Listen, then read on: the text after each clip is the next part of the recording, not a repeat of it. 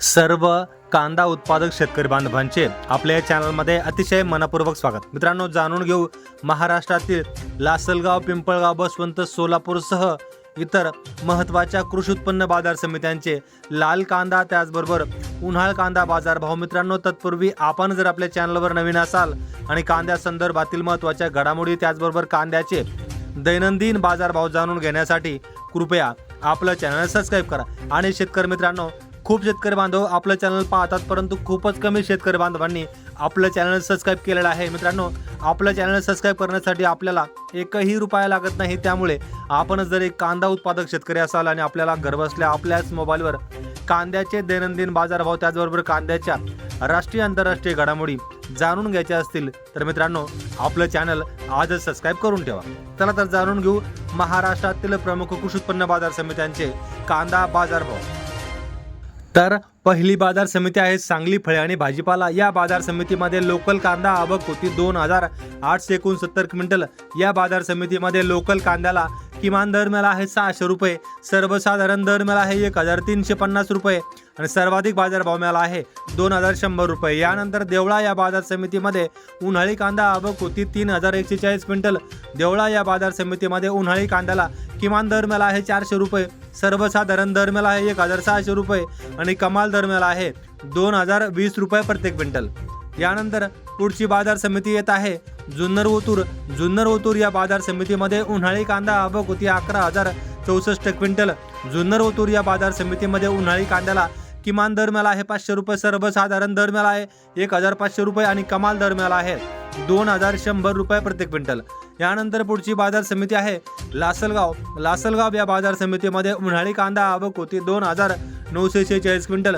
लासलगाव या बाजार समितीमध्ये उन्हाळी कांद्याला किमान दर मिळाला आहे 500 रुपये, सर्वसाधारण दर मिळाला आहे 1500 रुपये आणि कमाल दर मिळाला आहे 2000 रुपये प्रति क्विंटल।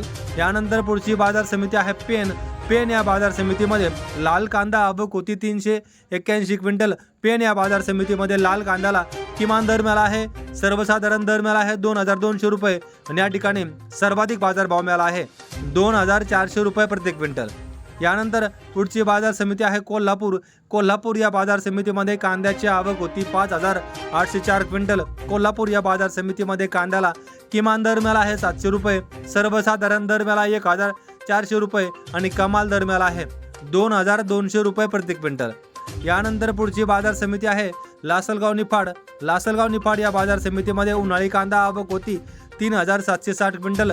लासलगाव निफाड या बाजार समितीमध्ये उन्हाळी कांद्याला किमान दर मिळाला आहे 51 रुपये, सर्वसाधारण दर मिळाला 1650 रुपये आणि कमाल दर मिळाला आहे 2001 रुपये प्रति क्विंटल।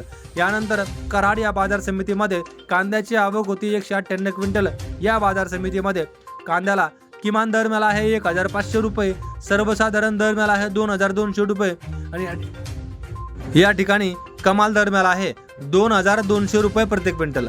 यानंतर पिंपळगाव बसवंत या बाजार समितीमध्ये उन्हाळी कांदा आवक होती 28750 क्विंटल।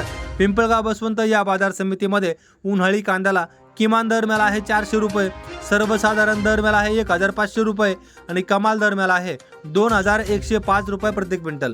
यानंतर लासलगाव विंचूर या बाजार समितीमध्ये उन्हाळी कांदा आवक होती 12800 क्विंटल।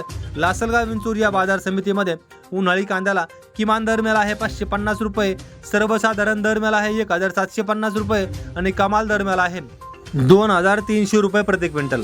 यानंतर सटाणा या बाजार समितीमध्ये उन्हाळी कांदा आवक होती 14405 क्विंटल।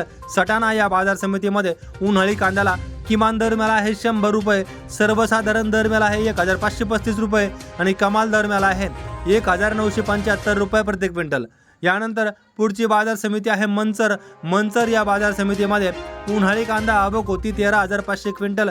मंचर या बाजार समितीमध्ये उन्हाळी कांद्याला किमान दर मिळाला आहे 500 रुपये, सर्वसाधारण दर मिळाला आहे 1200 रुपये आणि कमाल दर मिळाला आहे 1900 रुपये प्रति क्विंटल।